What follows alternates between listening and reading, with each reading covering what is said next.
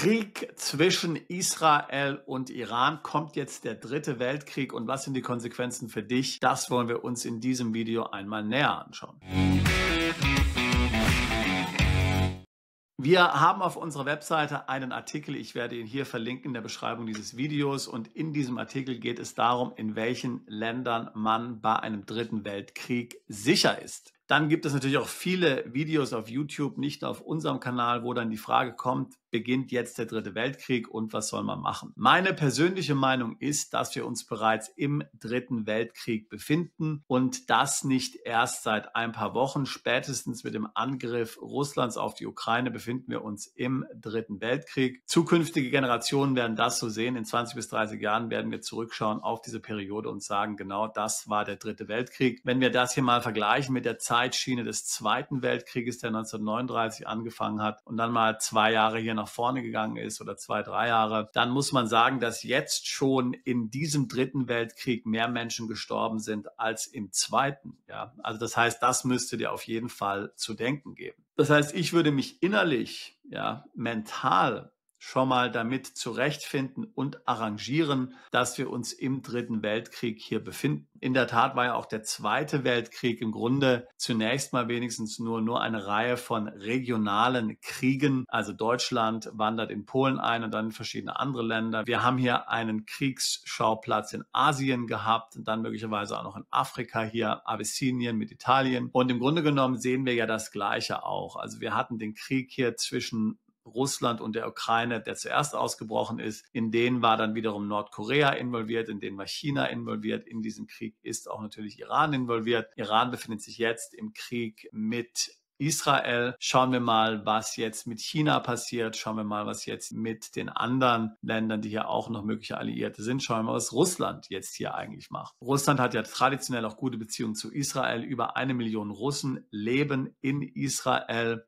Es gibt wohl kaum einen Politiker, der mehr in Russland war, der öfter in Russland war als Benjamin Netanyahu. Ja, also das heißt, dort sind die Beziehungen gut. Auf der anderen Seite ist natürlich Russland abhängig hier vom Iran für die Drohnenlieferungen. Ja, also ein kompliziertes Beziehungsgeflecht. Jetzt hat sich ja Russland hier bereit erklärt zu vermitteln zwischen den Parteien. Schauen wir mal, was passiert. Und natürlich die USA. Da ist auch eine ganz große Frage, wie diese sich jetzt verhalten werden. Ich versuche jetzt in diesem Video neutral zu sein, denn ich finde es sehr schwierig, hier einen klaren Kopf zu bewahren, wenn man emotional ist und jetzt hier sich stark auf die Seite Israels oder auf die Seite des Iran stellt. Es ist natürlich ein sehr ernstzunehmender Konflikt.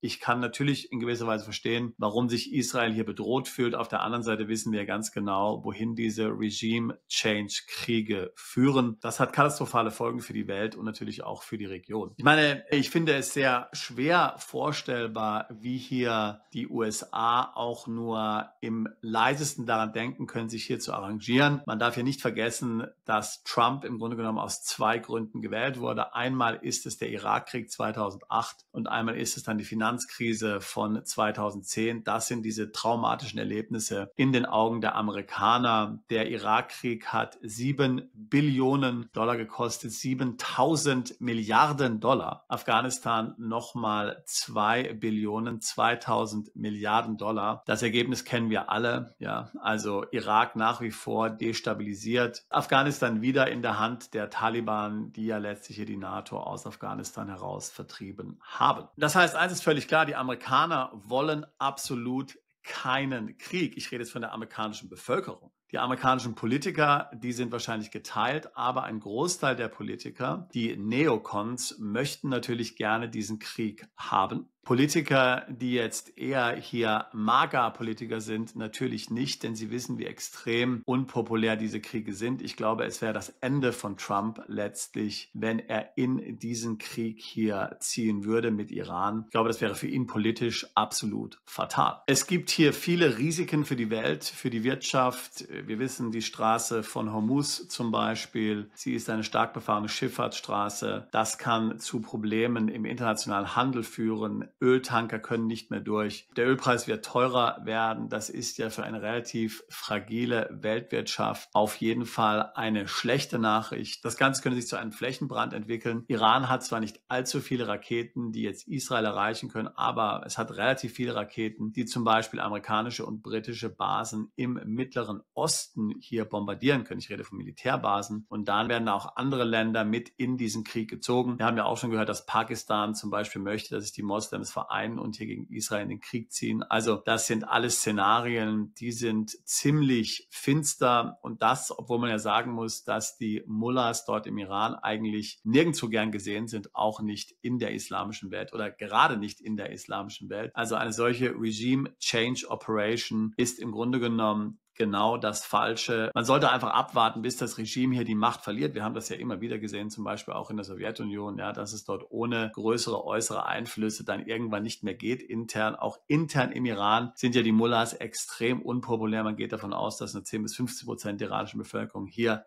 hinter der Regierung stehen. Also da muss man einfach abwarten und nichts tun. Natürlich sehe ich auf der anderen Seite dieses Thema mit der Atombombe, die Iran entwickelt. Vor einigen Wochen noch sprach ja auch Israel selbst davon, dass das noch ungefähr ein Jahr dauert, bis die iranische Atombombe einsatzbereit ist. Aber liegt hier wirklich ein Akt der Selbstverteidigung vor? Nun, es ist fragwürdig. Krieg führt natürlich immer auch zu Unsicherheiten. Das heißt, Unternehmen warten dann ab, sie stellen nicht ein, sie investieren nicht. Das heißt, obwohl jetzt der Krieg vielleicht keine direkte Auswirkung auf die Wirtschaft hat, außer im Bereich von zum Beispiel Ölpreisen etc., sind eben die Nebeneffekte doch dann ganz enorm. Und es ist ja genau das, was wir momentan hier nicht brauchen. Wir haben ja ohnehin schon in Deutschland zum Beispiel eine 2-jährige, fast 3-jährige Rezession, die längste Rezession seit dem Zweiten Weltkrieg. Auch in anderen Ländern sieht es nicht sehr viel besser aus. Da hält man sich nur noch über Wasser, indem man hier weiter auf Pump lebt. Ja, aber wir haben ja gesehen, was in den USA und auch in Japan hier an den Anleihemärkten in letzter Zeit alles gelaufen ist. Sowieso besorgniserregend. Und jetzt durch eine solche Krise wird das Ganze natürlich nochmals befeuert. Je mehr Länder in diesen Krieg hineingezogen werden, desto problematischer wird es. Die Türkei zum Beispiel ist ein großes NATO-Land. Was wäre, wenn sie jetzt hier attackiert werden würde?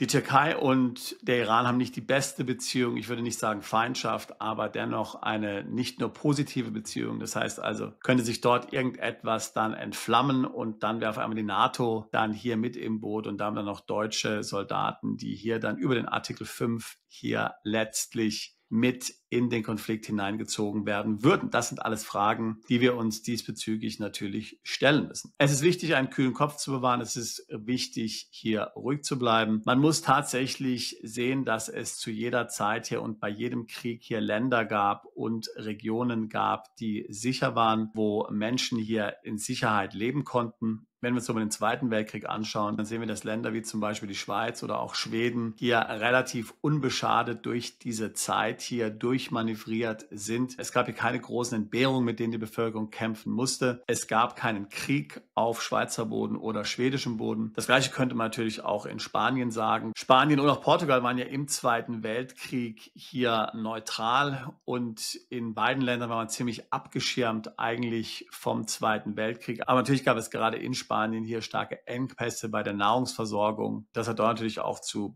Problemen geführt. In Portugal war das vielleicht weniger der Fall. Aber was ich damit sagen will, es gab eben auch hier in Europa zu dieser Zeit Länder, die sicher waren. Man muss dafür nicht bis ans andere Ende der Welt gehen. Ja. Gibt es bei diesem konkreten Konflikt jetzt hier ein Szenario, wo Deutschland besonders bedroht würde? Ich kann es nicht sehen, aber wenn das Ganze natürlich jetzt zu einem Flächenbrand entwickelt und das Ganze wird dann tatsächlich hier auch zu einem weltweiten Schlachtfeld, wie wir es im Zweiten Weltkrieg gesehen haben, dann kann natürlich vieles passieren, auch in Deutschland. Das ist ganz klar. Wobei das aus meiner Sicht eher unwahrscheinlich ist. Es scheinen eher die wirtschaftlichen Folgen zu sein, die hier dann sehr problematisch sein könnten für Deutschland. Und da sind wir dann natürlich wieder beim Thema mit dabei, dass hier möglicherweise Steuern erhöht werden müssen, weil zum Beispiel der Staat nicht mehr so einfach Schulden machen kann, weil möglicherweise Kriege finanziert werden müssen etc. pp. Ja, also dass dadurch dann eher große Nachteile in Deutschland entstehen. Ich rede jetzt von steuerlicher Art, dass hier der Staat sich irgendwie finanzieren muss und dabei auf das Vermögen der Bürger zugreift. Das kann ich dann eher als realistisches Szenario sehen. ja, als jetzt, dass es Deutschland hier in einen Krieg letztlich hineingezogen wird. Wobei auch das man hier nicht ausschließen sollte, aber ich persönlich halte es für unwahrscheinlich. Das heißt, das Ganze solltest du im Grunde genommen sehen als ein Bedrohungspotenzial für dich und dein Vermögen, sei es also durch wirtschaftliche Verwerfungen, zum Beispiel dadurch, dass Kurse fallen oder eben durch Steuererhöhungen, die hier zur Kriegsfinanzierung oder zur Bewältigung damit verbundener Krisen letztlich dann von den Staaten dann so angestrengt werden müssen. Das heißt, es ist in diesen Zeiten natürlich doppelt wichtig zu sagen, okay, habe ich einen Plan B? Gibt es irgendwo ein Land, wo ich jetzt, sage ich mal, überwintern kann? Ich sage es jetzt mal so, wo ich mich vor diesen Gefahren hier schützen kann, wo ich vielleicht einige Jahre verbringen kann, bis hier das Ganze vorbei ist und dann mich neu orientieren kann. Wir haben vorhin schon von der Schweiz gesprochen. Die Schweiz ist sicherlich ein Land, für viele ist es aber auch die Schweiz ziemlich nah dran. Was wären weitere Länder? Asien, Afrika, das sind alles Optionen. Philippinen, Thailand, Malaysia oder eben auch manche der afrikanischen Länder. Also es lohnt sich einmal darüber nachzudenken. Wie gesagt, ich würde ruhig bleiben an deiner Stelle. Ich würde versuchen, nicht zu sehr emotional mich hier zu involvieren in den Konflikt, sondern cool zu bleiben, mir Gedanken darüber zu machen, was das Ganze konkret für dich, deine Familie, dein Vermögen bedeutet und dann entsprechend mir Gedanken dazu machen und entsprechend dann diesbezüglich einen Plan zu machen. Was dazu gehört, das ist ja etwas, über das wir hier oft schon gesprochen haben und in vielen Videos behandeln. Also das sind Dinge wie zum Beispiel Aufenthaltsgenehmigungen in anderen Ländern. Auch Südamerika würde sich zum Beispiel ja anbieten. Ein zweites wirtschaftliches Standbein im Ausland zu etablieren. Möglicherweise eine zweite Staatsbürgerschaft. Konten im Ausland zu haben. Konten zu haben, die weit weg sind. Sagen wir zum Beispiel mal Singapur oder sowas. Ja. Edelmetalle, Krypto, all das sind Dinge, über die man nachdenken sollte in einer solchen Situation. Schau dir unsere Videos an, da gibt es viel Informationen dazu. Und wenn das Themen sind, die auch dich bewegen, dann würde ich mich freuen, mit dir ein Beratungsgespräch zu führen. Wir tun seit fast 20 Jahren nichts anderes als Mandanten genau bei solchen Fragen zu beraten, also steuerliche Optimierung im Ausland, Plan B, ins Ausland umzuziehen, auszuwandern, Vermögen aufzubauen, Vermögen zu schützen vor dem Zugriff des Staates. Ich würde mich freuen, auch dich alsbald zu unserer Mandantschaft zählen zu können. Bist du Unternehmer, Freiberufler oder Investor? Zieht es dich schon lange ins Ausland? Mach heute den ersten konkreten Schritt in eine Zukunft mit mehr Geld und mehr Freiheit. Buche ein Beratungsgespräch mit Sebastian und seinen Kollegen. Unsere Kanzlei unterstützt Mandanten wie dich dabei, deine Steuerlast legal zu reduzieren, Vermögen aufzubauen und zu schützen und deine persönliche Freiheit zu maximieren. Profitiere jetzt von unserem Fachwissen und unserem Netzwerk. Gehe zu mandatierung.com und werde Mandant unserer Kanzlei.